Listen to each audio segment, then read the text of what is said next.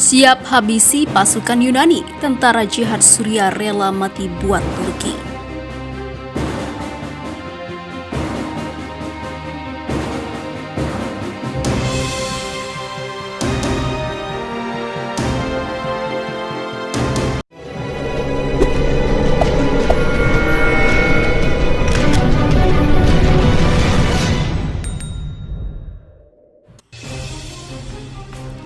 Kelompok jihadis Suriah sepertinya sudah mendengar kabar konflik wilayah antara Turki dan Yunani di Laut Mediterania Timur. Mengetahui hal ini, seorang tentara jihadis menegaskan siap membela Turki dalam perang melawan Yunani.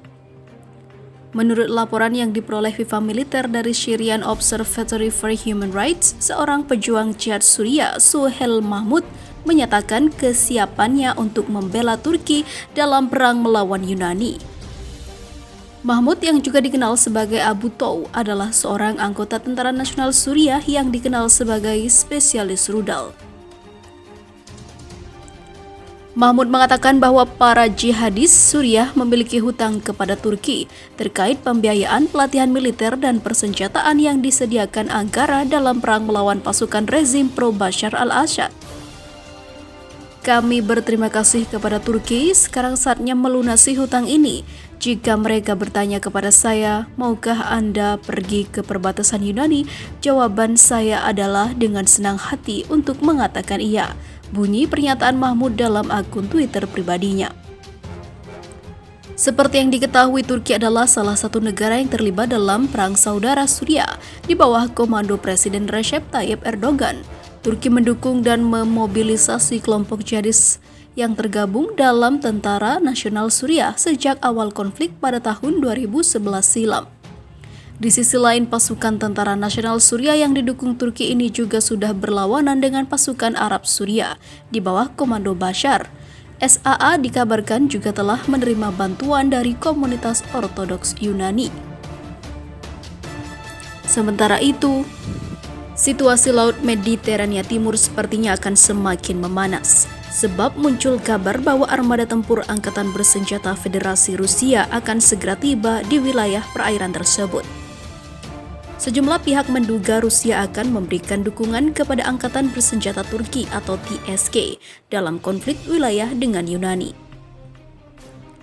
Menurut laporan Al-Monitor yang dikutip Viva Militer Rusia berencana untuk menggelar latihan perang di Laut Mediterania Timur dalam 2 gelombang. Gelombang pertama akan dimulai 8 hingga 22 September 2020. Sementara itu gelombang kedua akan menyusul mulai 17 hingga 25 September 2020.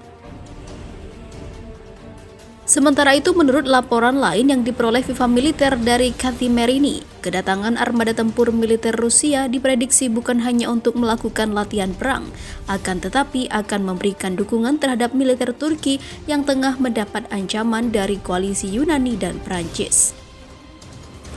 Seperti yang diketahui, Prancis di bawah komando Presiden Emmanuel Macron telah mengerahkan kapal induk bertenaga nuklir Charles de Gaulle ke wilayah itu.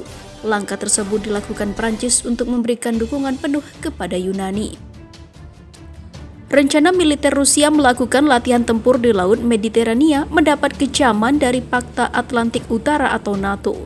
Mengetahui rencana Rusia itu, Sekretaris Jenderal NATO Jens Stoltenberg langsung meminta Turki untuk segera menyelesaikan masalah sengketa wilayahnya dengan Yunani lewat jalur diplomasi. Ternyata tak cuma NATO yang khawatir dengan rencana aksi militer Rusia. Meski disebut akan jadi pihak yang didukung, Turki justru melakukan langkah peringatan. Turki mengeluarkan peringatan navigasi pada Rabu 9 September 2020 terkait rencana militer Rusia itu. Turki khawatir meski militer Rusia tak melakukan latihan perang di wilayah perairan yang diperebutkan antara Turki dan Yunani, aksi ini dianggap akan tetap memperkeruh suasana di Laut Mediterania Timur. Di sisi lain, Presiden Turki Recep Tayyip Erdogan menegaskan sikap Turki dalam menghadapi konflik wilayah dengan Yunani. Presiden Turki berusia 66 tahun meyakinkan seluruh rakyatnya dan dunia bahwa negaranya memiliki semua kekuatan untuk mempertahankan kedaulatan dari berbagai ancaman termasuk Yunani. Dalam berita FIFA militer sebelumnya, Angkatan Bersenjata Turki sudah melakukan sejumlah langkah dalam persiapan menghadapi perang. Militer Turki mengerahkan puluhan tank ke perbatasan Yunani serta meluncurkan latihan tempur seluruh matra bertajuk Operasi Badai Mediterania Kapten Martiri Cengiz Topel 2020. Meski sudah menunjukkan kekuatan tempurnya, Erdogan menunjukkan sikap yang cukup kooperatif. Pasalnya, Erdogan bersedia untuk berdialog dengan Yunani untuk menyelesaikan masalah sengketa wilayah di Laut Mediterania Timur, khususnya di Laut Aegea. Pengerahan armada tank dan operasi Badai Mediterania rupanya dilakukan untuk memaksa Yunani mau menyudahi pertikaian di meja perundingan. Erdogan menyatakan Turki senantiasa siap untuk menyelesaikan masalah lewat jalur diplomasi atau perang sekalipun. Di sisi lain, Erdogan yakin bahwa Turki memiliki kekuatan di seluruh lini untuk membuktikan kepada dunia bahwa tindakan yang dilakukan adalah upaya mempertahankan kedaulatan. Mereka akan memahami bahasa politik dan diplomasi atau di lapangan dengan konsekuensi yang menyakitkan. Turki memiliki kekuatan ekonomi, politik, dan militer untuk merobek peta dan dokumen tidak bermoral yang diberlakukan, ujar Erdogan dikutip FIFA militer dari Morning Star.